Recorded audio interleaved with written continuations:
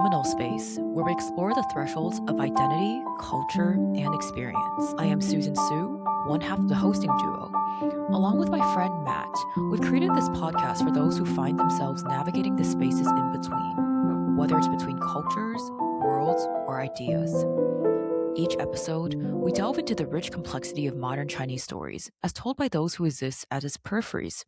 Diaspora voices, third culture kids, and individuals who embody the bridge between China and the world and between tradition and innovation. Step into liminal space with us where we find meaning in the transitions, the gray areas, and the moments of becoming. Today, we have the pleasure of chatting with a dear friend, an American old Beijinger who's lived more lives in China than I can count on my right hand, from conducting HIV research to DJing, from helping to launch one of the biggest bar chains for college students to building a media company, and now balancing being one of the top education consultants in China while also being an amazing girl dad. Welcome to the show, Gideon. Thanks for having me. Yeah, man, it's great to have you on. And so what we want to do is kind of go backwards and try to pick out and understand kind of your journey from Rochester all the way to Beijing now. And so something that I like to ask a lot of our guests is to maybe unpack some of the factors behind how you grew up. And we like to trace some of those factors to understand how we eventually became people who were living kind of unorthodox lifestyles. And so I guess, why don't you take us back to the place that you grew up and tell us a little bit about what that was like. Sure. Rochester, New York is not a big city. It's kind of like old industrial, kind of like Buffalo, kind of like northeastern, back when the Erie Canal was big, it was, big. And there was Kodak, which is no longer big anymore. And Bausch and Lomb started there, but moved out. So definitely kind of like one of those cities where has had to change its identity a lot over time. But not a small city per se. So I was living and I grew up in the suburbs. So, town of Penfield, very white suburb. Although even so I started growing up in the city of Rochester. That's where our original house was, and then we moved to the suburbs when I was pretty young, in elementary school or so. Of course, because school districts and stuff are better. The city of Rochester is, not great when it comes to that. And then, let me think. So yeah, growing up in the suburbs is nice and all, but it definitely is limiting, right? My school was 95% white. I was one of maybe 5 Jewish kids in the whole school. So yeah, it was a very traditional American sitcom high school of jocks and nerds and high school parties and stuff. So I think I grew up in that very Americana style, but our family wasn't very wealthy. Penfield is a pretty wealthy suburb, but we were living right on the border. And so it was definitely always felt like a little bit of an outsider because I go to my friends, McMansions that much smaller, not as nice. And they always had all the newest fancy toys. Yeah. So you always felt a little bit like an outsider in Penfield just because of that. But yeah, I grew up there, studied there, and then eventually got into University of Chicago. So school district is not great when it is better now, but when I was going to school, it's definitely different. Not great when it came to college admissions. My sister was the first person to go to Harvard from Penfield in 30 years or something. Dang, yeah.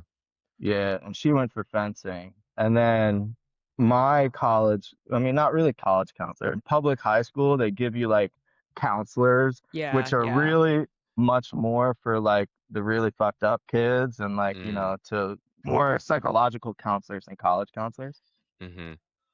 And so my counselor thought that UChicago was a state school, right? She had no idea. The state of I was Chicago. Yeah, I got into University of Chicago, and she's like, "Oh, that's cool. Is that like a state school?" I was like, "No, it's a pretty well-known university actually." But it's just because, like everyone at the school like went to SUNY pretty much. State schools Hmm. are the big, you go to Binghamton or you go to Cortland or you go to SUNY, whatever. So it just wasn't really on many people's radars, I guess. Yeah, but then went there and it definitely like it was nice to get out of Rochester, I guess. Just because Hmm. I feel like it's very limiting perspective wise. Yeah, no, very interesting. And first of all, I feel like I bet my counselor thought MIT was a state school too. Like I think that's a shared vibe from these large Public, public yeah. Yeah. high schools in the US. Secondly, before we move on to the rest of your college experiences in the China side Mm. of things, I know you mentioned that you were raised Buddhist. Could you elaborate a little on that? Because that was a very interesting Oh puzzle yeah. that just came. Yeah. Yeah. So I was raised Buddhist. I guess that's another thing that made me kind of, stand out like a sore thumb in public school. Sure. So I've actually been like a vegetarian my whole life because I was raised Buddhist. My mom, who's a big hippie, she grew up in New Orleans with the family, and my grandpa, her father, was an Episcopalian minister. So I think she probably wanted to like go as far away from that as possible. Hmm. So she started practicing Buddhism when she was 16 after they moved to Rochester, because Rochester had one of the first Zen centers in the country, Mm. and a really famous sensei, Roshi Philip Kapleau, who actually wrote a pretty famous book called The Three Pillars of Zen. And so, yeah, she converted to Buddhism and practiced when she was 16. So when we grew up, we were raised Buddhist. We go to the Zen center like every weekend, kind of like hang out and like, run around the temple and whatever. And then like, so my father's side is Jewish, and we still celebrate like, a Rosh Hashanah, Yom Kippur, Passover with my Jewish family. And then we would also celebrate like all the Christian holidays like Christmas because of course my mom was Christian and her side of the family is Christian. But then we'd also, do all the Buddhist stuff, Buddhist New Year and yeah, so it was like a whole like mix up of different things. I think because of that, like I was never really spiritual per se. I never really believed in any of the spiritual stuff, but I did think like a lot of the philosophical aspect of it really helped like ground me. And of Mm. course, like meditation, because Zen Buddhism is very meditation focused, right? Like we'd have meditation retreats where for like 7 days you wouldn't like talk to Damn. anybody except your sensei, and then just sit all day, right? Like morning till night. So yeah, definitely like made you interact with the world a little bit differently, I'd say. Mm. And yeah, definitely made me stick out even more than I would have already in like public high school in Penfield, New York. Hmm. No, thank you for elaborating. I've always found that so interesting. I imagine always sticking out a little, not fully belonging in the place. I imagine that also helped a lot in your later journeys in China, just navigating being the Lao Wai here. And we'll go into way Mm, more detail on that in mm. later in this episode. But now to bring things back to your earlier years, your journey. So you're at UChicago. Tell us about what made you first interested in China and your first exposure to China, which was the summer after your second year. Yeah. Yeah, so when I got into UChicago, I wasn't really sure what I wanted to study. Originally, I had like been pretty, at least in high school, been pretty interested in biology. I took a lot of AP sciences and stuff like that. And then we had a lab course in bio, and there was a lot of fruit fly cloning or whatever, and it was just Fascinating. so boring. I couldn't do it. So, I was really like I really enjoy learning about biology, like understanding the concepts, but I don't like doing biology. So Mm. I Not kind of sitting in like, front of the PCR machine for 3 hours. yeah, no, Hmm. that wasn't really for me. Pipetting. Yeah, I would rather like be in the library reading books for 4 hours, which is what I Mm. had to do in my eventual major, rather than like being in a lab for 4 hours. So if I'm gonna have like stuff that I have to do for a long time, I prefer academic exploration. Anyway, getting back on topic. Yeah, so first year I took a grad level course called like the mind body dichotomy in Yijing, right? So it's like basically reading ancient Chinese texts and also a lot of texts from Western aspects and kind of like comparing, contrasting, and then understanding how people understand health and body and well-being, I guess, on like a Mm-hmm. physical and mental level. And I just found it like super interesting because we got to read so many things and like go into them and analyze them at a level that I'd never really done in high school, you know. So the whole like area of cultural studies really interests me because there was so much overlap, right? There was like psychology and biology and culture and economics and, history. So everything like kind of just overlapped and I found it like really exciting to understand something on so many different levels or aspects that would also Mm-hmm. allow you to understand things at a deeper level overall, more philosophically or Yeah. holistic understanding of a situation. Because I've never really done that. Like everything in high school is very segmented, Yeah. right? Like, okay, you learn math and you learn physics, you learn bio, so for me, cultural studies was this kind of way of like bringing everything together in a like new and exciting way. And yeah, it was a really difficult class. I remember the first paper I got back, the professor gave me like a C, and I was like, oh my God, like I'm gonna fail out of this class or something. Because it was like two undergrads and then like six grad students. There's like eight Mm. kids in the class. Yeah. And of course, they were like all, I'd never written heavy research papers. So they were all so much better than me in writing. But it was like a good thing because I went to talk to them. I kind of understood how I need to approach these things, like Mm-hmm. mentally, and then also like from like a cultural studies aspect. And then that really kind of like pushed me into, oh, I want to study cultural studies with a focus on China because of that course. Mm. And then my second year, I took first year Chinese. First year Chinese was when I came to China after first year Chinese, I realized I didn't know any Chinese. Oh, yeah, sure. Yeah. It was like exclusively like pronunciation, but it helped because now everybody says my pronunciation is really good. So Mm-hmm. I think it's all just like pinyin, for like hours, like bo bo bo, just the whole day. So I don't think, yeah, I never even learned the pinging like that. Yeah. yeah, But yeah, it makes a useful, difference. but I didn't really like, study the language. And then I ended up coming on a exchange program to Tsinghua for like heavy language studies Oh, after okay. summer of second year. Yeah. Mm. Yeah. So was that exchange program your first time going to China, like physically? Yeah. So the summer of my second year, that was the first time going to China physically. And it was Mm-hmm. just, I remember it was in Tsinghua. There's a couple like grad students on it as well because they have a language requirement for their majors at UChicago. And yeah, it was very eye-opening. I kind of like still remember there's like this special smell that sometimes you'll get when you go into like an old Chinese supermarket. Yeah, it's just like so I don't know what it is. Like it's probably a mix of like spices and like yeah, man. And it's so nostalgic. I don't know what it is, but there's like this really specific smell that I at least connect with my time at Tsinghua because there's like a little Mm. student center, like a little downstairs, like what do you call it? Like a little grocery store. You could even get your hair cut for like 8 RMB. Mm-hmm. Was it 8 or 5? I forget, but it was extremely cheap Yeah.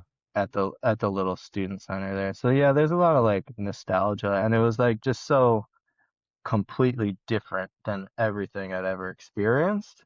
Mm-hmm. Um, you know, I'd studied Asian culture, I think, but I'd never like been in China and been in like a different sort of university setting. So even like the teachers taught different because they were, professors or not professors, they were teachers from Tsinghua for that Mm-hmm. program specifically, and not like UChicago teachers or anything like that.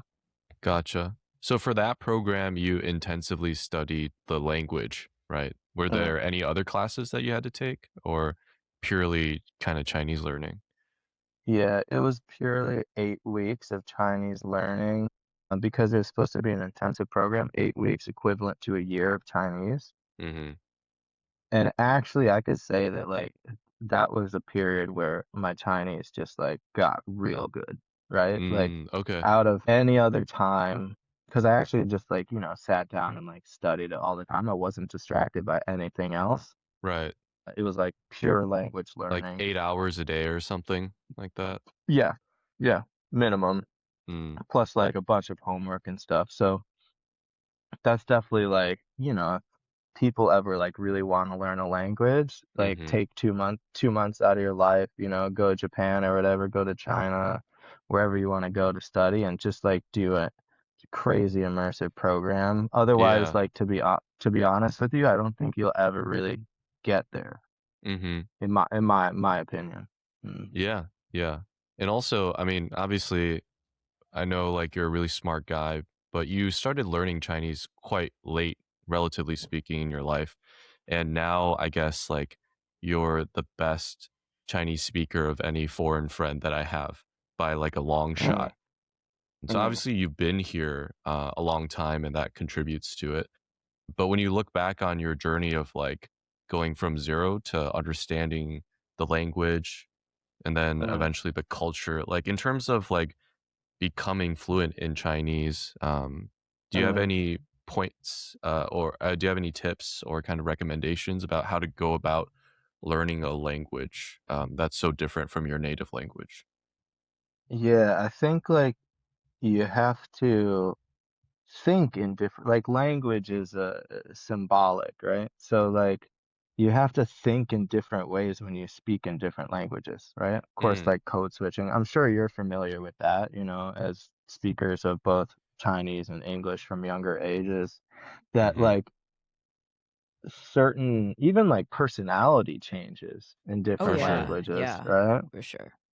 So like when I was learning, I just tried to like really get into it and like understand the language as a system, I guess, because Chinese grammatically is super easy, right? Compared to some other languages. You don't even really have like past tense, right? Mm-hmm. So then it's more about understanding like what each character adds to something and like how they like build up. So I really found it as like a logic puzzle, Mm, right? Because like there's so many words in Chinese that are just connections of two characters, right? Like train is just fire car, right?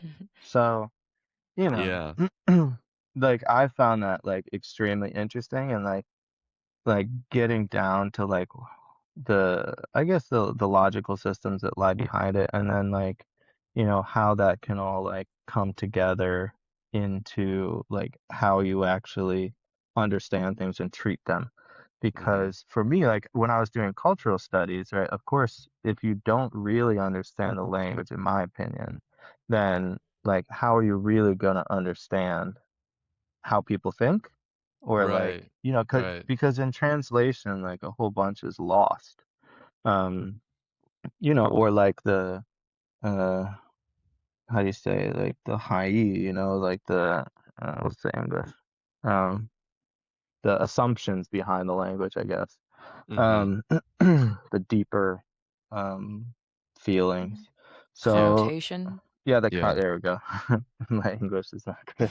Neither, I neither, hear you. no, no, just like neither of my languages are good anymore because in the middle for Oh, both. oh, same, same.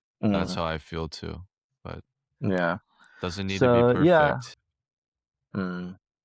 Yeah, so it's just like for me like learning it, getting into it like completely and then understanding it as a separate way of thinking and a separate system, maybe even better than my speaking. At least when I was like actively studying. I can't write anything anymore, but I could type it. Cool. Yeah. So I guess we'll circle back to I guess how because your Chinese is really good, Mm. maybe you have a different way of relating to the culture than a lot of other foreigners who are here in China. But I guess after this intensive language program at Tsinghua, you continued to stay in China for a different program. Was that right? Yeah, so basically, UChicago had just opened up their center in Beijing, Mm-hmm. connected to Renmin University. And so they had like a study abroad program, a study Mm-hmm. abroad civ program, part of like our requirements for graduation and stuff. So I just stayed on, and it was actually pretty interesting because UChicago starts pretty late. So Mm-hmm. my summer program ended like August something. And then my next semester didn't start until like late September, even like early October. So I was just kind of like chilling for a while and kind of like doing whatever I did, doing a little like traveling. Went Mm-hmm. to like, Guangzhou and Hong Kong and Xi'an and stuff. Yeah. And then also just like seeing what it was like to like live just like every day without intensively just studying Chinese every day, but just like living in life in a different country, which Yeah. I Yeah. thought was pretty interesting. So then after this period of travel, you went back for your semester of your third year. And is that when you started working on your thesis on your HIV research, or did that come after? Yeah, so second year and then third year. My senior thesis actually mostly came in my spring of third year because if you don't have to write a senior thesis, but if you're writing it, you have to take this research course and get an advisor for your senior thesis. And so I took that in my spring semester after I was back. So I took the thing in China, and then I still had my winter and spring quarter because UChicago's on quarter systems. In the winter of my third year, after I went back to America, I took a public policy in China course, and in it I studied the situation of HIV/AIDS in China from a public policy perspective. And I found it was really interesting because it included so many things, like even before that I'd understood about like mind, body, and health. And then Yeah. also, like Chinese understandings of blood, because the situation in China was very specific in that there was a lot of people who got HIV/AIDS from blood selling, because not a lot of people like to give up their blood in China because Mm-hmm. it's seen as a little bit like giving up your bodily force, I guess. Sure. Yeah.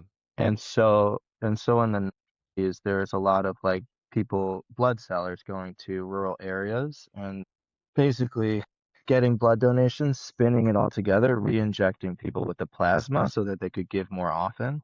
And Mm-hmm. then what happened then is if anyone in the group had HIV/AIDS, it would be given to like the whole community. Hmm. Right. Yeah. And so yeah, the situation in China was pretty like specific and really interesting to me because it's not, the traditional maybe spread of HIV/AIDS in other countries.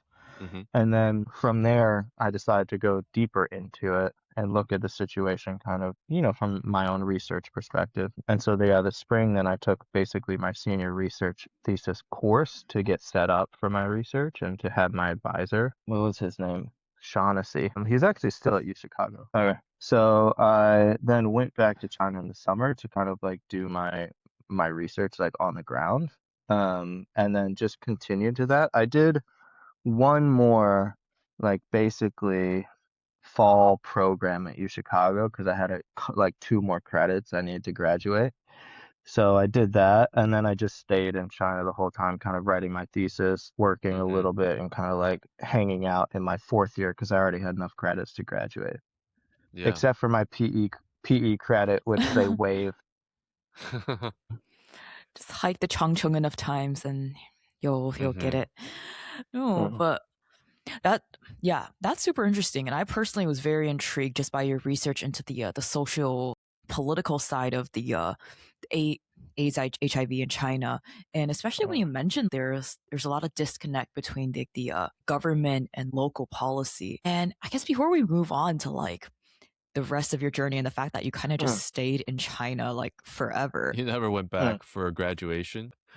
I did go back for graduation, but I was there for like a week or something, and then I came I Oh, back to okay. China. Oh, Back. that's Yeah. crazy. It's just like, oh yeah, spring Mm, I went back. Oh yeah, I found this program and I went back again. And the summer I went back and I mm, just like lived there. Yeah. And in any case, before we move on to that, I just wanted to ask, what was the biggest takeaway or highlight from your thesis? Like the most mm, interesting thing you discovered or concluded? mm.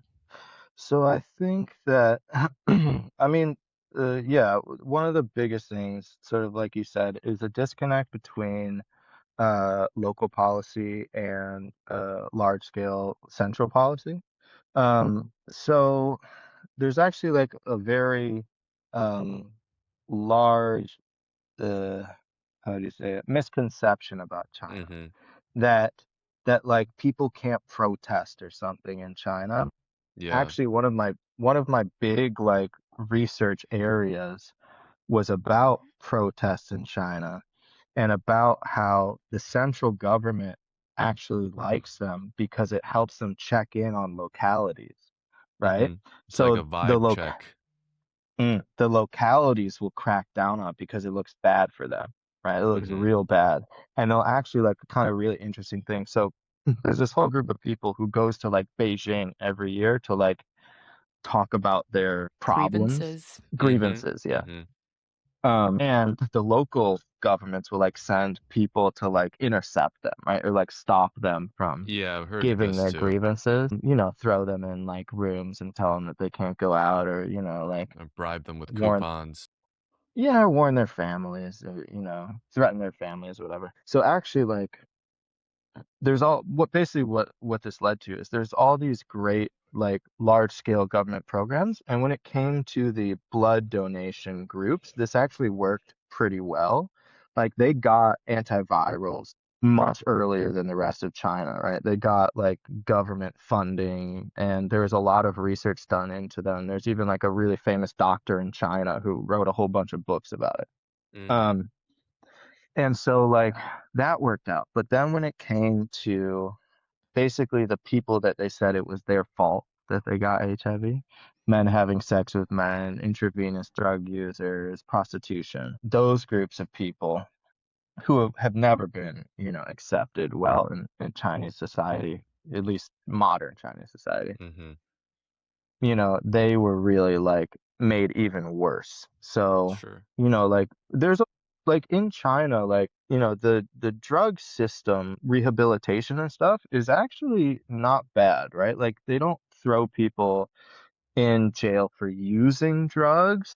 Mm-hmm. They really do like hope for rehabilitation, but the problem is that there's not the same idea in the people who actually run the rehabilitation centers, right? They are prisons basically, Mm. and they're prisons where the guards supply drugs to the inmates, and they only have one needle, so they share it between them, and everybody gets HIV/AIDS, right? So like the best intentions don't work if the actual administration of it doesn't work, right? You saw the same thing in like the people giving out condoms, right? Because they wanted sort of safe sex practices in both gay communities and then also sort of prostitution wise. But there were NGOs doing this work is connected to the central government because in Mm-hmm. China, an NGO needs to be connected to the central government to operate. You can't have an independent Right. NGO in China operating. And so the NGOs would basically be giving out condoms, and local police would stand outside those places and arrest everyone and accuse them of prostitution. That's insane. Yeah. Yeah. It's for the quota. Yeah, exactly. Well, yeah, and then you have central things like, okay, quota, you have to arrest a certain amount of prostitutes, but we're having this thing where, we're giving out. Yeah. So not Yeah. them, but oh, it's confusing. Damn. Yeah. Yeah. So yeah, I mean that was the biggest kind of like takeaway is that there could like China is super pragmatic, right? Extremely pragmatic in its like political goals and aims. Even if you're talking about like okay, people in the West always like to talk about the Uyghurs, right? Like, do they have prison camps? Yeah. What is their purpose there? Is to make like a centralized culture so that we don't have it like the US where like you have multiculturalism. They don't want multiculturalism, right? They Sure. want a Yeah. singularity so that everybody gets along and everybody's buying stuff, right? Mm-hmm. Mm-hmm. They don't want religion in China because that's another belief, right? They just want them to believe in the Chinese Communist Party or the people above them and work their menial jobs and then go on their phones and buy stuff on Taobao to support the GDP, right? Yeah. But it's super pragmatic. Like people right? don't, yeah, like people are like, that's evil or something. It's like, okay, Not well, really. ethically, like, how do you define evil? And then, like, the US does the same thing, but just in different ways. We encourage multiculturalism, but then at the cost of communities who are segregated from society. I lived in Southside Chicago. If you go to Englewood, it's 99% African American, and they're not integrated into all the things that we get as UChicago students or whatever, right? So, Mm-hmm. there's basically there's problems everywhere. Yeah. And Yeah. I don't like when people all the time in America they're like, oh, you live in China, like authoritarian Ew. country. What do you think? Yeah, yeah. And it's like, dude, just come, right? Because my mom came and she was like all the news in America is like so bad and like it gives me this like viewpoint. I'm like, yeah, because it's sensationalized. Like, Mm-hmm. are there things that they are doing wrong? Surely, yeah, Mm-hmm. definitely.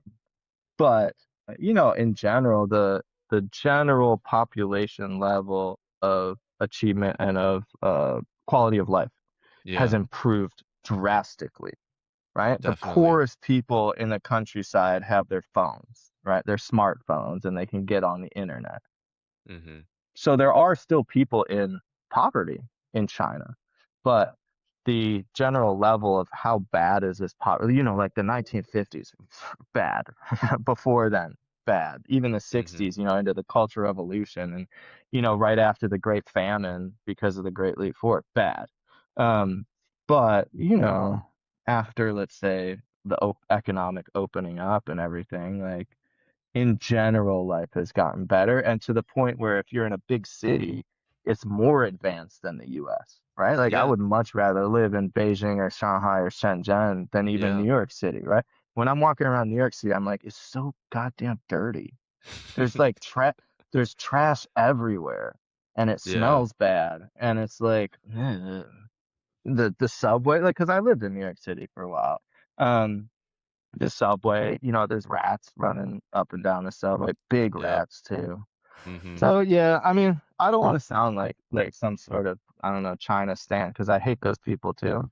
Mm-hmm. Um, but yeah, what I say is that like a lot of people don't really consider on like a more nuanced level, right? They're just like immediately going to authoritarian nation that locks up its people. Yeah, but so do we, Mm-hmm. US, like it's just we get different excuses for it. It's Yeah. just because here it's like, oh, they're doing it because of their religion or their cultural beliefs. Yeah, well, in America, they're doing it because they're black, right? Mm-hmm. Like they don't say that. They give some other excuse, but it's because you're poor and black, right? So, what's the real difference, I guess? Yeah. Yeah. Anyway, Resonate that's with a my lot rant. of those. Yeah, no, for That's sure. that's my rant. There's a part of that rant I think in us as well. So thanks for voicing that for us. Um, but yeah, so I guess back to what we were talking about. So you were in China and then you kind of transitioned after you graduated from college into like your odd jobs phase where you're kind of looking for what you wanted to do, but then also trying out a lot Yeah. of different things, right? So Yeah. that's when you worked on, bars, party promotions, DJs, teaching, tutoring, media startup. So I guess, yeah, fill us in Yeah. a little bit about kind of your process after graduating, about like, what you tried out, what you ended up doing, and, what Yeah. that experience is like. Sure. So, I was raised by, like a single mother with four kids. And so I never like she gave us a good life comparatively to what she had. But when I was like growing up, I would never want to like take anything from my mom, right? Mm, So, I went to UChicago with a full ride. They actually like gave me money each month as like an Odyssey scholarship or whatever, Nice. which I would, spend on throwing parties, which was stupid. If I had like invested it or something, I'm sure I'd have a lot more money now. Um, but yeah, so like even like during college, I was working, through work study and stuff. So, I had jobs at the local hospital, helping them digitize their files and stuff, just because I always felt like, I'm an adult and I can't rely on my mother, and she has, a lot of other things like my little sister and, my brother who always asked for money. Mm. So I always felt like, I like couldn't do that to her. So, I've been working like forever. Even when I came into China, I was like, trying to hustle and find like odd jobs to do. Yeah. And find opportunities. So one of the first ones was actually like right after I graduated. It was a Fulbright, but it was like they call it like a mini Fulbright, basically.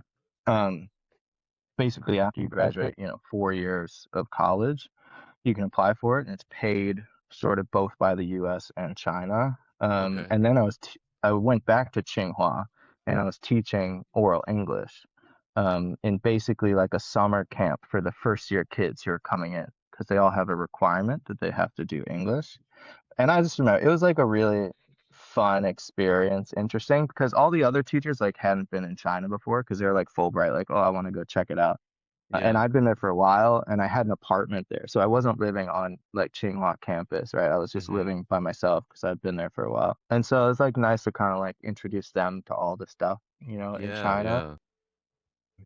and kind of like show them what they could actually be doing rather than be limited on campus or whatever.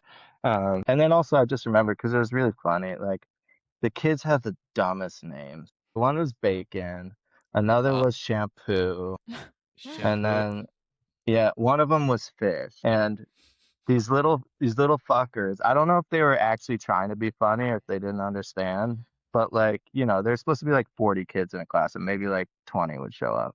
I think that's a cultural thing, because once they get into Tsinghua, they're like, okay, whatever. I got into Yeah. Yeah. Tsinghua then. Right. It's very different in like America and China. Like I've noticed in China, college kids are lazy as fuck, right? Like real lazy, because the Gaokao is so Intense hard. pressure. Right. Yeah, They're they've burnt already Oh my, out. like accomplished the goal. they've Yeah. already accomplished the goal, so they don't, have to do anything more. But anyway, so I remember one day I was like in class and I was like going through attendance, and I was like, "Where's Fish?" And some motherfucker like raised his hand. He was like, "Fish is in the ocean." I was like, "No, no, no, no. Oh my You gosh. know what I was asking about." His English is good. It's That's like tricky. that's like also like what Peter Hessler, his book like Riverstown, you guys read it. He was like also teaching English in like rural Sichuan, and the kids had the funniest names. Mm-hmm. And they have a Well, lot of personality. it's always interesting because, in Chinese, names are different too, right? Like names have like meaning. Like does Gideon really have meaning? Not really. Like names are names in America, right? Oh, you could Yeah. look like, oh, it's a biblical name. Oh, he was like this, warrior or whatever. But like it doesn't really matter. It's much more about the sound of it. But Yeah. like in China, you're like Wang Jianguo, and it's like okay, the Like founding of every other a man. country. Yes, every Yeah. other man is Wang Jianguo. Zhao So Jianguo. Oh my. yeah, so it's like very like it's very different like name wise. Yeah. So like maybe they just think that that's like normal. So they're like, okay, like I like shampoo, maybe my name would be Shampoo. Is Yeah. their I name don't in know. Chinese like 洗发膏 too though? I mean like it doesn't work that way. But Probably anyways. not. That doesn't sound good. Yeah, It's but true. like Apple, I guess would make sense, right? Okay. Or something like that. I mean, nobody's called Pingua, but yeah, 小苹果, I guess you could say, Yeah. like a nickname. But yeah, anyway, so odd jobs. So basically, yeah, it started there, but at that point, let me think, because I'm trying to like think of the whole timeline, because my timeline's all mixed up. So I was actually working during my fourth year in that, because I was doing my research and I was working at the same time because I had to make money and stuff. Mm-hmm. So I remember during the fall of my fourth year when I was in that program with all the UChicago students, I was actually promoting at Global in Woodalco. So I would like bring all my classmates and stuff, and all the teachers would be like, "What were you guys doing last night?" Gideon brought us to the club, and we stayed out till like 4 in the morning. um, so yeah, so it actually started then. So I was like promoting then, and then in third year, let me think. That summer I was working promoting, and then at UChicago I was like promoting and DJing and like running some events and stuff. And then What was I your worked DJ at name? DJ Meaty. Meaty. Okay. Yeah. I thought it was ironic because I'm a vegetarian. That's funny. And what Gotcha. kind of music did you play? So I actually started DJing in like Chicago, and we would play at like a couple like, big raves in like warehouses in Chinatown. Okay. And then it was like mostly like trap and dubstep because that's what was big. Mm-hmm. Dubstep at first in Chicago because trap wasn't really a thing until later. Um, and then came to China, and my taste changed a lot.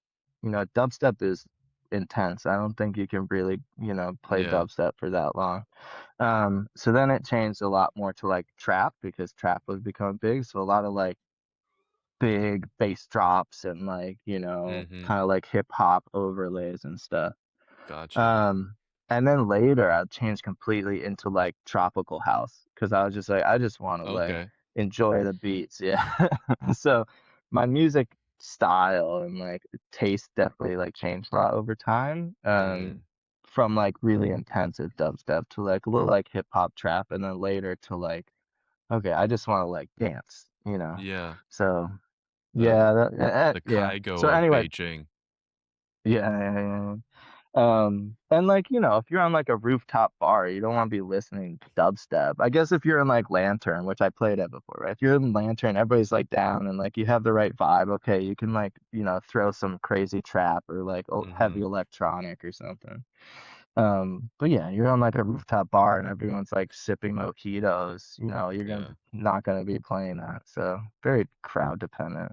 Yeah. Um, so yeah, I was doing like DJing and promoting like all throughout. I guess I was like third into fourth year of college.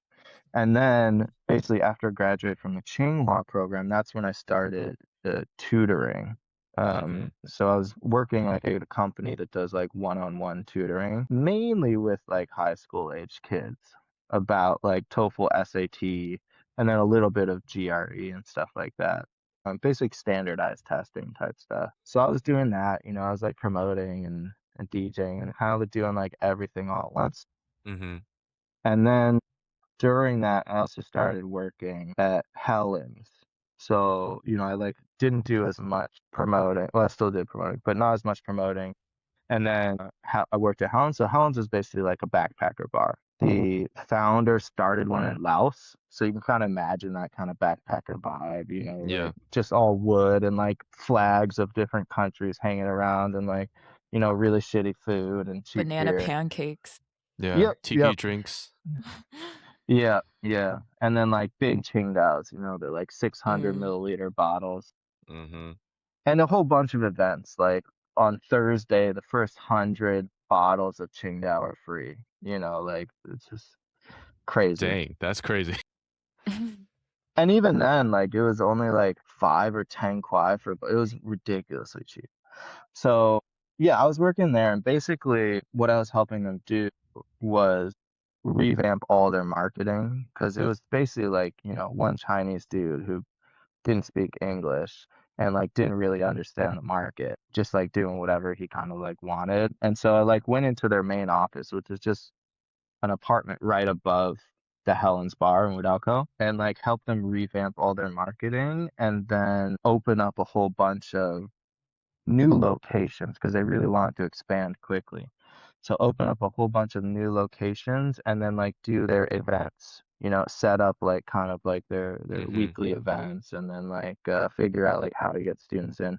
So it was like mainly like a student bar, student hangout. So they would always Mm-hmm. open like close to universities. So in like Wuhan, we opened close to the University in Wuhan, which actually had a lot of foreign students. In Beijing, we opened one right by Beijing Mall, right by UIBE, like right on the street, right across from the gate of UIBE. And then we opened one by Chame Dashi, right? Like, so we went to like all the like student hangout places and then open it and try to like spread it, get people in and stuff. Yeah. So I helped them, open like, I don't know, maybe like 10 to 15 different locations around town and like kind Yeah, of that's traveling a around. lot. Yeah, it was really interesting because I was the only foreigner, of course, right? And they were like real old school, like Chinese style of business. So like, so the community police officer, right? And the community health officer, because you have to get all of them on your side. You'd invite them to dinner and then you give them a carton of cigarettes and put like 600 RMB in cash inside of it, right? And that would be like to make them happy. And then every Yeah. once in a while, you would kind of just go back and redo that and help them. Mm-hmm. So it's interesting to see that kind of like business aspect of China, like Right. how important like those types of meetings and situations are, and like Yeah. drinking culture in China, which is super, different than America. Mm-hmm. And just sort of, that kind of really made me interested in like the whole like business culture in China and like how it's so different than the US. And I actually For had to sure. use that. Yeah, I have to use it now a lot too with like my current business. Mm-hmm. Talking to like principals or like education sector people. Yeah. Some of them are like a bit older, right? And they like the traditional kind of ritualistic drinking Yeah. things. Oh And no. yeah. For sure. Especially like more so in the north, I would say. Like even like northern factories have more of that culture versus like the Mm-hmm. south too. Yeah. Yeah. Yeah. Yeah. Wow. So didn't you also work at Pyro? Was it also like promotion or did you actually like Yeah, help start it? Beer pong nights.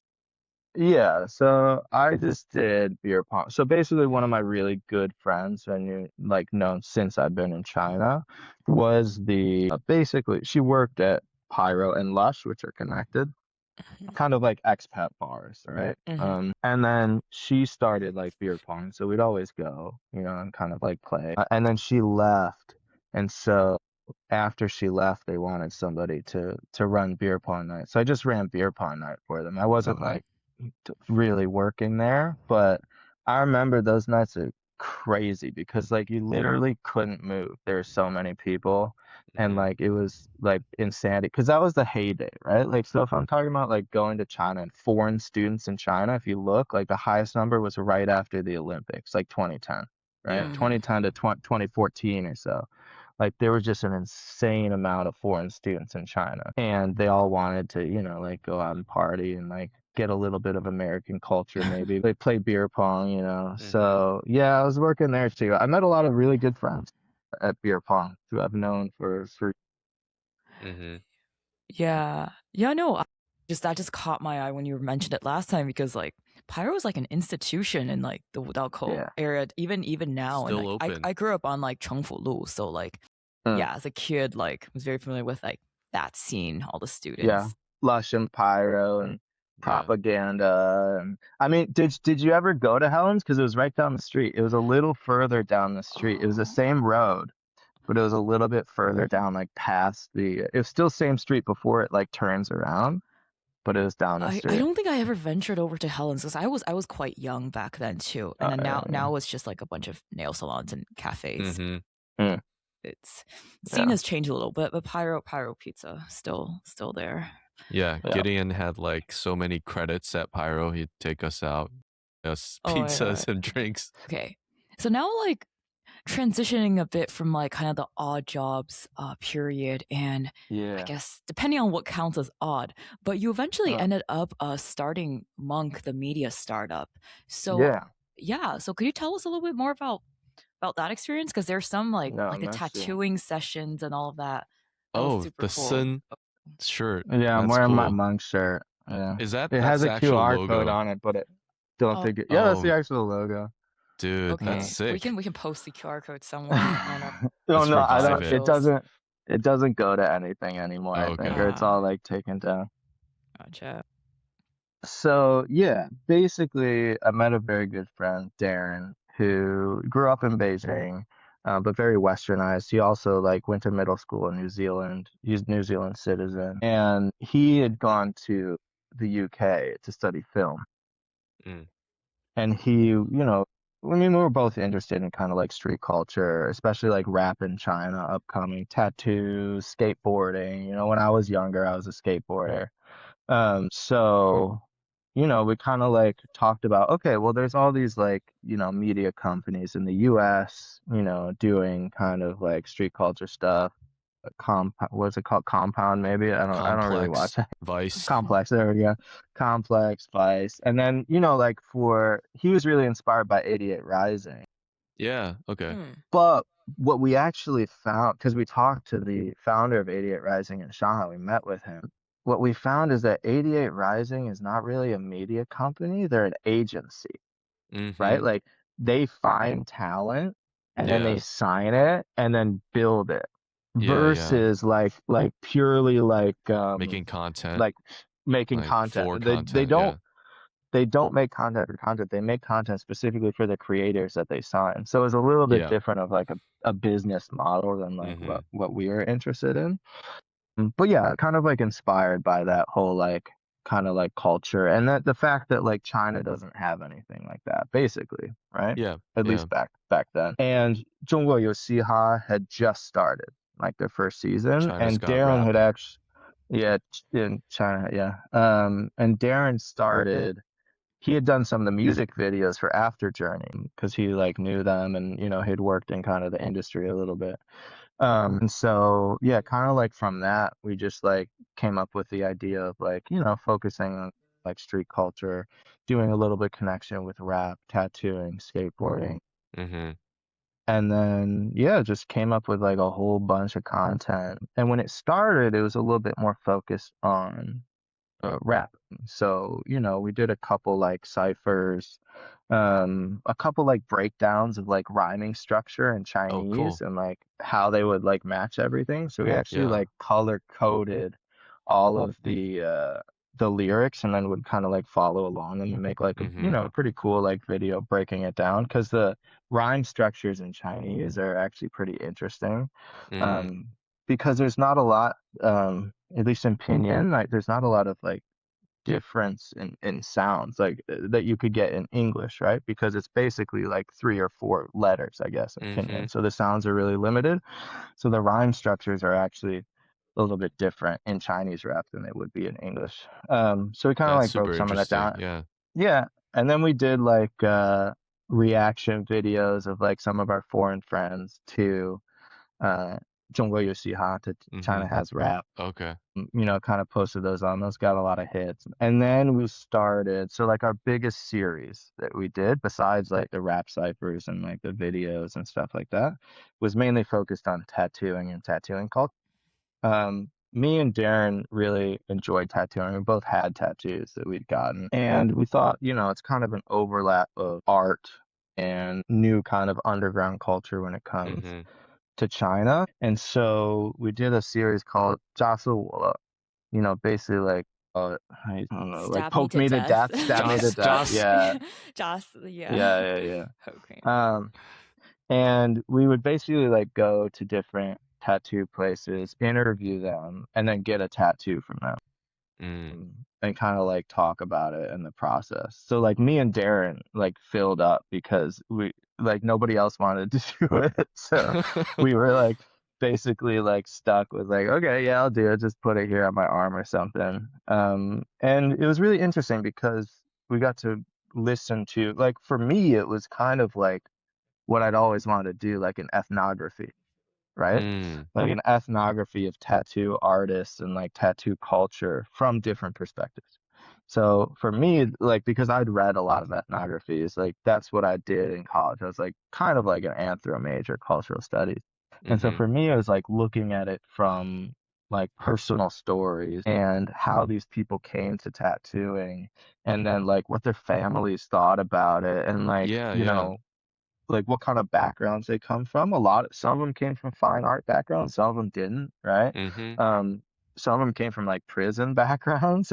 So it was like Oh, very okay. mixed bag and like very interesting to kind of like learn about their backgrounds. And Yeah, then, for sure. of course, have like an entertaining aspect to it because, we're putting out videos. They need to be entertaining of like, me yelling when I'm getting like two tattoos at once. So we actually had one where it was a wife and her husband who are both tattoo artists. Mm-hmm. And so one did one on this arm and one did one on this arm at the same time. Dang, you're the Um, third wheel. That's kind of romantic. it was fun, like we did like a whole like newlyweds game with them to see if they'd like answer questions in the same way Oh, and like, okay. talk to them a little bit. And he's actually in a pretty well-known band called Underdog. They tour around China. Okay. Not super well known, but kind of like punk. They play at like, school and stuff like that. Gotcha. And he skates a lot. So it was cool like meeting those types of people, artists, people in the industry.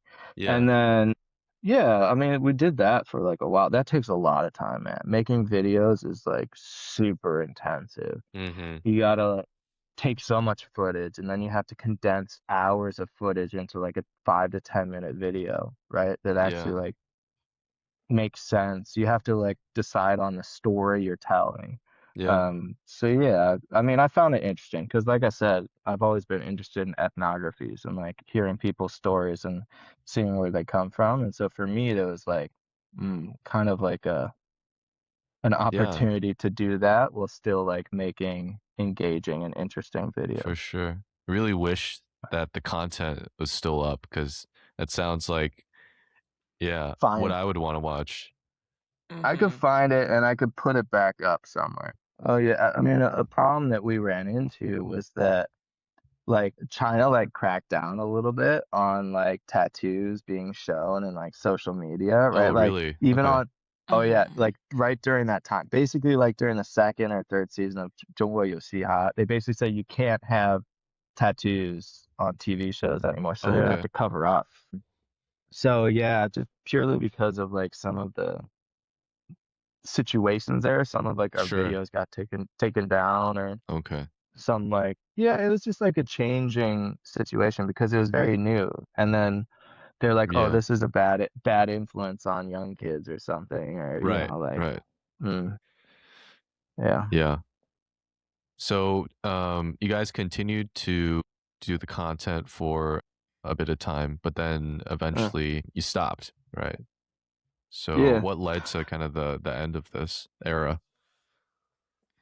I mean, not being well versed in how you can monetize stuff, right? Mm-hmm. So like we had a lot of content and we had a lot of like content that was getting a lot of views, like millions of views, right? Yeah. On both YouTube and like Bilibili or Chinese sites, but then translating that into like getting advertising deals because like live streaming and that whole kind of like TikTok sales and stuff, that wasn't really a thing back then, right? Mm-hmm. So like media at that point was still like traditional media, right? So it was like done in a little bit of a different way. And if we had been smarter, maybe we would have like made a whole bunch of money or figured out how to monetize it and made it Mm-hmm. big. But yeah, we could just never really figure it out. And then the whole team kind of just broke up. Some of Sure. them went back to the two camera guys and editors went back to the States to finish their degrees. And then Darren went to New Zealand. So it just kind of like naturally like broke up. Everybody got to do other stuff in their life. But it Mm-hmm. was fun when it lasted, and it was like a really cool like side project for a while. And yeah, and now, my arms are mainly full and I know like a bunch of really good tattoo artists in Beijing. Yeah. Yeah. You're the expert. Yeah. Yeah. So was that kind of when you transitioned from more like part-time tutoring to like getting a more stable job in educational consulting? Yeah, a little bit. But basically what happened is Monk, we weren't making that much money. So at that point I was still tutoring one-on-one, working through the company, but then also taking my own students just so I could supplement my own income and like make enough money to live and stuff. So like at that point I was starting, so I wasn't really like, I wasn't working full time at all in tutoring, but I was still working to kind of like make some money and doing a lot more like one-on-one focused on like application.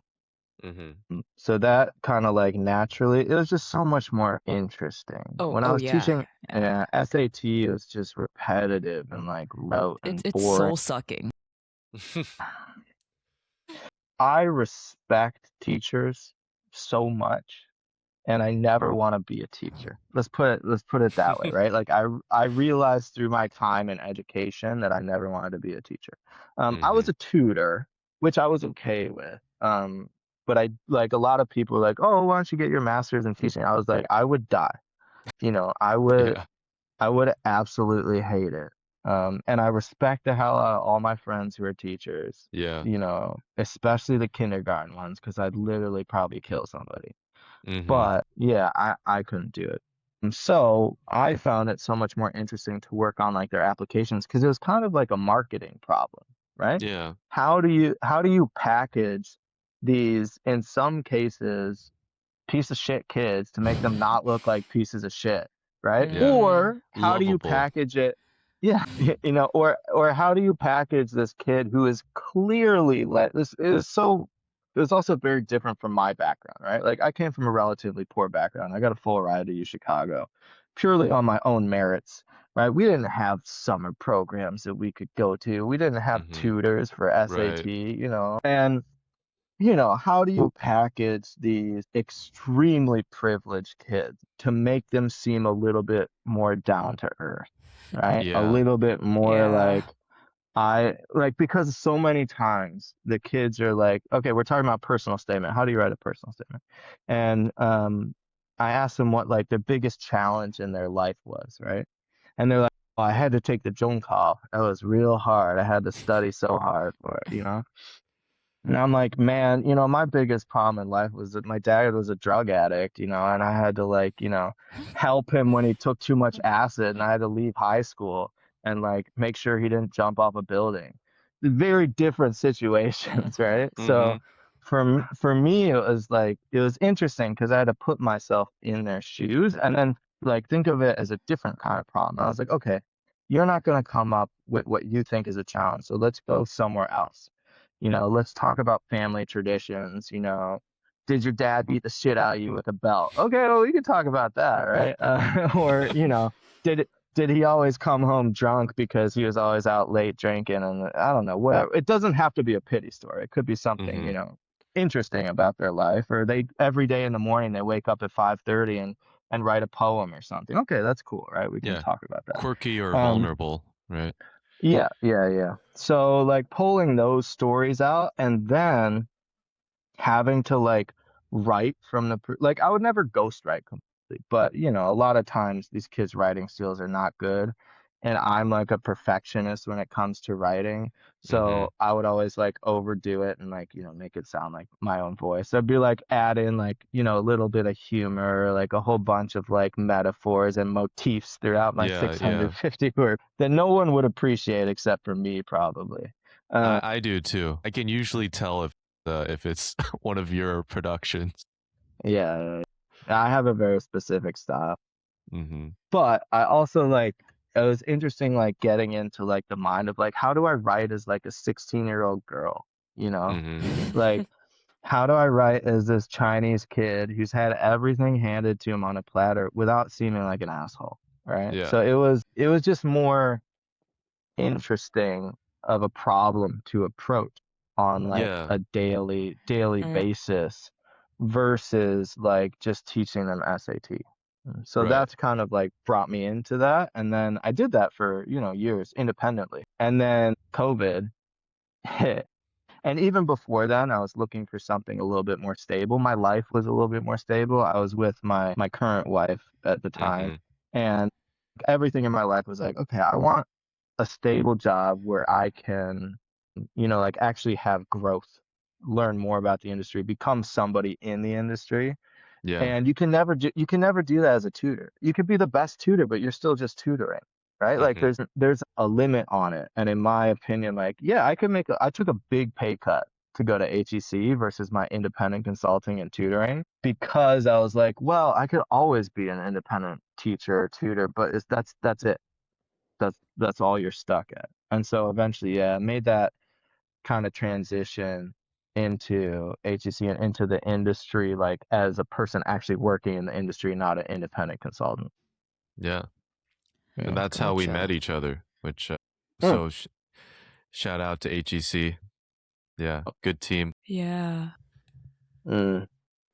So we just spent a lot of time talking about your work because you've just had so many interesting Yeah. experiences and on that realm. But now, like, kind of transitioning a bit, and you kind of alluded to this a bit too in like pursuing something a little more stable, being with your current wife.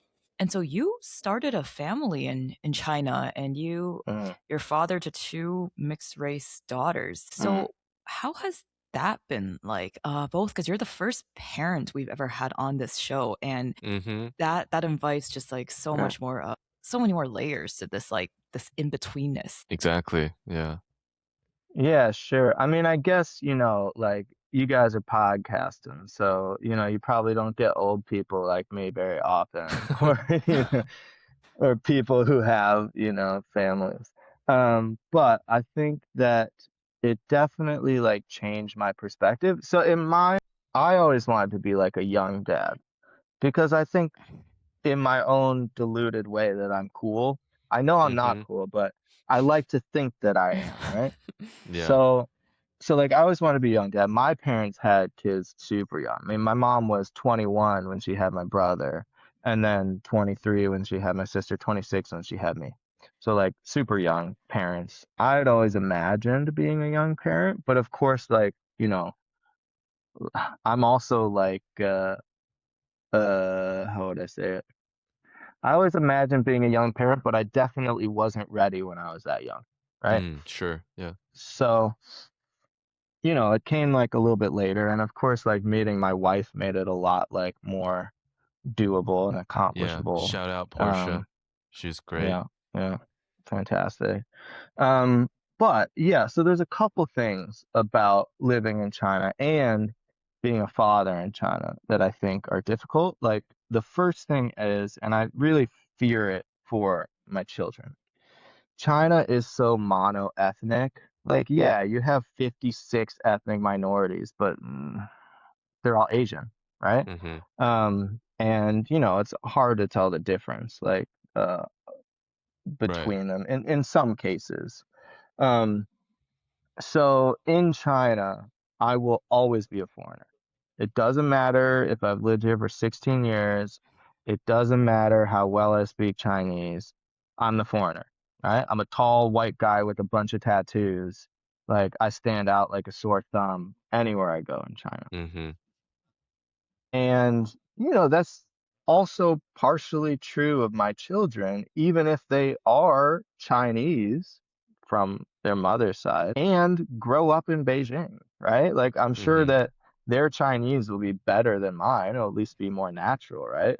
Yeah. Like, they'll speak fluent Chinese because that's where they grew up, and like, they'll be in this culture. But because they look white, right? Like, they'll never really be Chinese. I could say that pretty definitively because I've been here for so long. Mm-hmm. Like if I always have a problem with this in China, let's say business dealings or something. I never want to be the token white person, right? Right. I don't want to be in a room or like at a business meeting or a dinner just to Mm-hmm. be there as a foreigner to like laugh at and like Smile. not laugh at but like smile and like drink together, which is like the one thing that I think at least at HEC it hasn't happened. Like Neil Mm-hmm. is pretty good at like actually getting me in the conversation, talk with a lot of the Chudao or like a lot of the principals or the people that we have to deal with in business like manners and not just Mm-hmm. as like he's the token white guy, right? Yeah. Yeah. So just because I feel like that is limiting in a sense to like who I would want to become or what I'd want to do. And so I am worried about that with my children. So, like we go outside, but okay, my daughter's super young. She's like 4.5 months, one of them. The other one's already in kindergarten, like almost 3. If we go outside and the nanny takes her, right? The people in the community are like looking at the baby and they're like that's not Chinese baby, right? Like, they even like ask her, they're like, "What's wrong with that baby? Is something wrong with that baby?" And the Squinting their nanny's like, eyes, like trying to she's figure it like, out. "No," it's like, "No, She she's just from white." Xinjiang or Yeah. So yeah, it's just like I'm worried about like 2 things because I think that this happens and that I've noticed for myself is that either they are put on a pedestal or the opposite, they're like demonized and like made to feel worse than or other. hmm It's either better than or worse than, right? There's not really an in between because you're exactly. not the Yeah. same as them. And so, I'm always worried that they're going to be like, "Oh, you're so beautiful, your eyes are so big," and then they're going to have this idea that they are still different, but in a better way, which is, not true. And then the opposite side of it, who is like, "Oh, you're white, you're American, you must be an American devil or something," right? hmm And then having both of those, right, is really hard to find that middle ground. Now, I do have to say that in bigger cities like Beijing, Shanghai, Shenzhen, this is much better. And there are, more mixed race couples and stuff like that. Yeah. But China's still an, mono-ethnic culture. I will never be Chinese. I can't even get, like, I could get a green card, hmm maybe, right? But I would never, like, you would never get a citizenship, right? The difference is for me in my mind, if we move to America, and Portia becomes an American citizen, she's American. No one would be like, "You're Chinese," right? They would be hmm like, "Oh, you're American," right? Not the same here, which is definitely like something that for some people can be like a little bit too much because they always Yeah. feel othered or outside, Yeah. or something like that. And even like you guys, who are, Chinese American, um, it might be like the first 3, at least from what I've heard. You might have different stories, but from what I've heard, it's like, the first reaction is like, "Oh, you're Chinese, but why are you a little bit different?" hmm And then once they realize you're like kind of an ABC, it's the same. Like maybe in everyday situations, you're seen as like, okay, the same as them, but in like when they get to know you, maybe there's still a little bit of like distance or Yeah, something. for sure.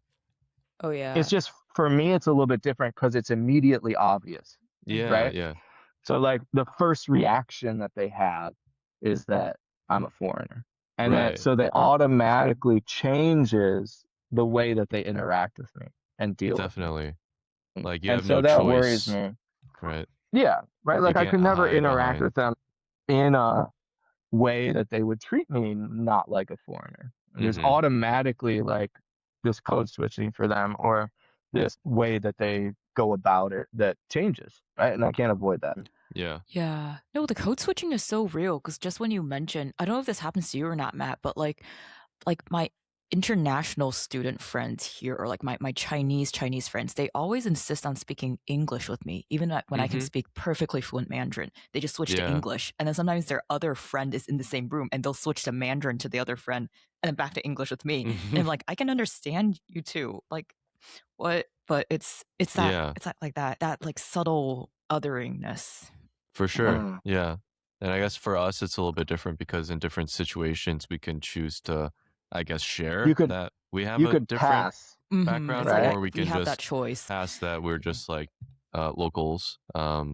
Which, Hmm. yeah, I think both Gideon's experience and ours, like, there are different pros and cons, which are very nuanced, I Hmm. guess, especially depending on like what you're doing in life. But yeah, very interesting. And Yeah. And then I yeah. mean, yeah, I also feel like, like now I don't feel this way because I do work really hard, especially in my job, but like, there's like people who get ahead just because they're white, you know, hmm like which I find ridiculous. They'll never get that far ahead, right? They'll never be respected in the Yeah. industry, but they'll get paid more than local. They'll get treated differently hmm because they're white, which I also don't want. So there is also like the privilege, right? But with the privilege comes you only get the privilege because they're treating you differently. hmm So there's Yeah. always like a sort of difference in treatment. So yeah, to be honest, like I don't really like see it as that bad of a thing. If I think about it, which I don't Mm-hmm. usually think about it, then it definitely is like a little bit isolating. Yeah, But and yeah. like to be honest with you, like most of my good friends here are foreigners, Mm-hmm. right?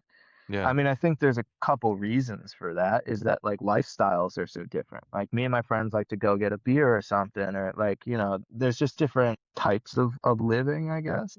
Mm-hmm. And yeah, I don't have my preferred type of living leans towards like, foreign friends, and I feel like they can understand me a little bit better in my situation. Like For I sure. have, Chinese friends, and I've like tried, but yeah, it's just there's always like a little bit of a distance there that I feel like it might be my fault, because I'm not very like outgoing, and I'm not good at keeping in contact or whatever. But yeah, it's definitely like a different type of situation, I guess, living I here. feel you 100%. Because, yeah, I mean, even though I can pass as just like a local Chinese person, and I guess in a lot of social situations, I do kind of aim for that approach instead of like, trying to explain my background because I don't think it's like relevant in a lot of Mm, situations. mm, But yeah, as a result, I guess in the process of cultivating these relationships with other people who are maybe, yeah, they're locals. I have to spend a lot more like mental effort and like focus to be like alert to what would be acceptable or like interesting for them to talk about and try to understand mm, what what they care about. And I think that as like an exercise of empathy and understanding in a different culture is a good thing to do periodically. But if you're doing that all the time for no specific reason, it is very taxing. exhausting. So we revert to, hanging out mostly with the people who we feel most comfortable with because we have limited mental resources, right? Yeah. I think that, yeah, I mean, that's a good point. But like me and you have to deal with that every day with partners, The in-laws. right? The in-laws and partners. So that, I mean, I do think we do that, right? In some form or sense. It's made us better people, I think.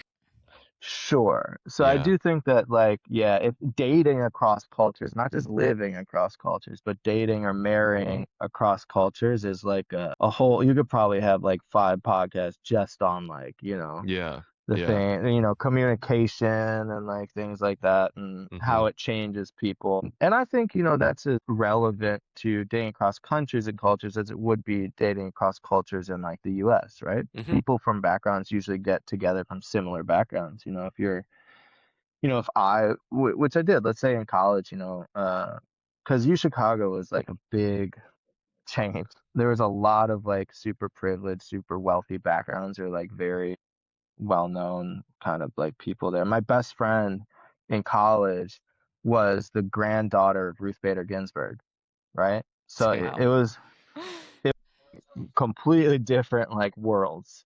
Um, and so, yeah, I mean, I think that like having to experience that in college, which a lot of people have to experience because they're outside of like, their comfort zone or whatever. Yeah. And then that kind of helped me doing it in China because, same thing, different perspectives, just a little bit of a different culture. So there's a little bit of like added differences there. Like my Yeah. wife always like talks about like um or like says something about like I don't know Chinese medicine, and in my opinion, because I think I'm a very practical person, I think it's bullshit. Mhm. Um, because it's like, what the hell is 上火? Like, what does that mean? Why should Inflammation, I I not, guess. why should I not have wind coming into my body? Like, why can't I drink a cold glass of water?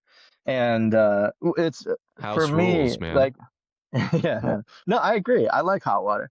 But yeah, for me, it's like a little bit of like, how do you say it? Like a cognitive dissonance in Mhm. China because I think Chinese people are so practical, so pragmatic, and logical for everything, except when it comes to goddamn Chinese medicine, Oh, right? oh yeah.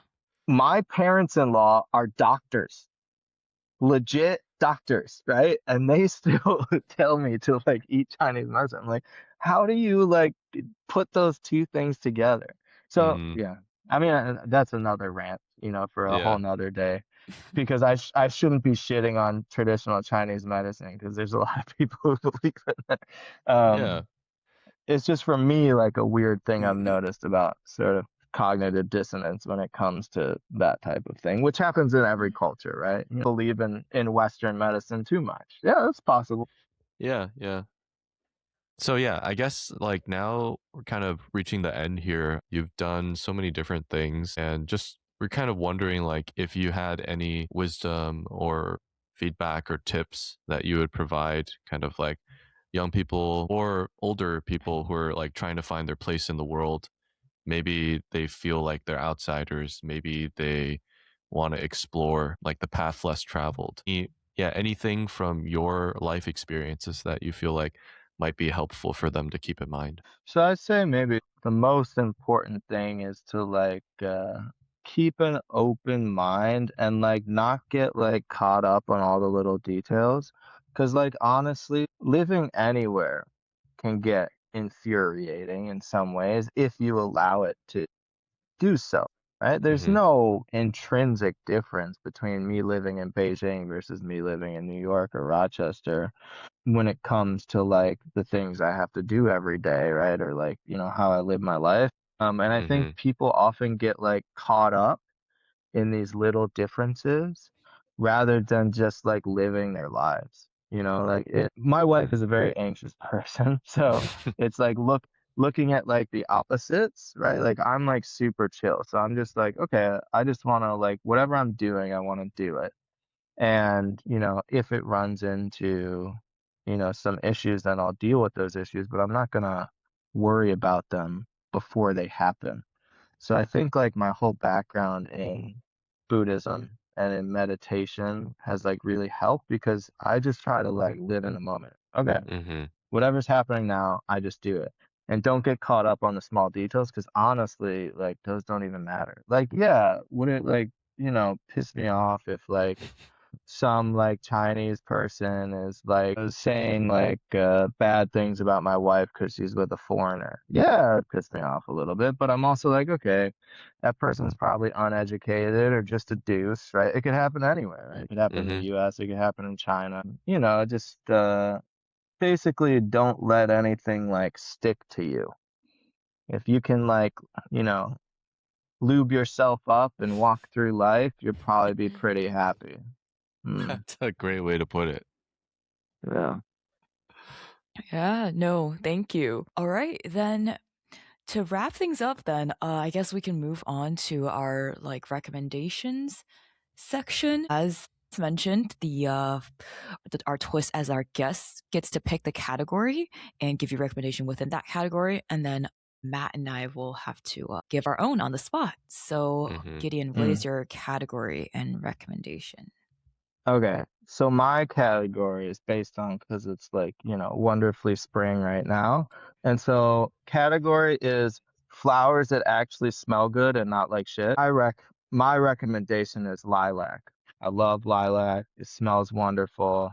It's like my favorite flower that smells. Yeah, I lilac was the gotta. first thing that came to mind when you said something that smelled good, just because they're like Mm-hmm. all Mm. over in the spring, and they do smell good. Let's see. So the flowers I really like don't actually smell like anything. A flower that smells good, osmanthus. I mean, I think that's Mm. a very Chinese flower. It smells good. It's flavored in a lot of things. Every damn cafe has an osmanthus Is latte. is osmanthus 桂花? Guihua, yeah, yeah. That's pretty It's popular generic. in China too. It's not my favorite I flower, but do. it smells good. It does smell good. I like a good like osmanthus. They also make Mm-hmm. it into like dessert sometimes. They put it with like Yeah, Mm-hmm. it's in like like every dessert. normie or something. 糯米, yeah, 桂花 Yeah. 酒酿, like it's Yeah. everywhere. Yeah. All right. I Right. will say hibiscus. So I don't know if the flower itself has like a strong smell. I've never really noticed it, but they use it to make like tea and like cocktails sometimes. in which it does have like a kind of a mild tart smell, a little floral, a little tart, kind of like cranberry. So yeah, hibiscus then. I don't think I've ever like seen a hibiscus. Maybe I have, but like Maybe at like I've a always botanical had it in garden or tea. something. Yeah, Yeah. probably. Yeah, I don't think I've Yeah. ever like put my face up to one and smelled it, but I know what you're Yeah. talking about. It's definitely like real tart, but it doesn't smell super tart, but it kind of tastes Mm-hmm. tart when you drink it. Yeah. Yeah. I like that Dang. category. I think it's It's unique. challenging Mm. because you gotta like notice these things and I like don't know actually the flowers. You gotta, you know, observe. go outside and smell the flower. Exactly. Yeah. So Great Mm. idea. thanks for the reminder. Touch grass. So that's a wrap on today's episode of Liminal Space, where we navigate the thresholds of culture, identity, and experience. If our conversation resonated with you, don't forget to subscribe, leave a review, or share your own story. We'd love to hear what you've discovered in the spaces in between. Join us next time as we continue to explore what it means to live in the liminal. See ya! Bye. Bye-bye!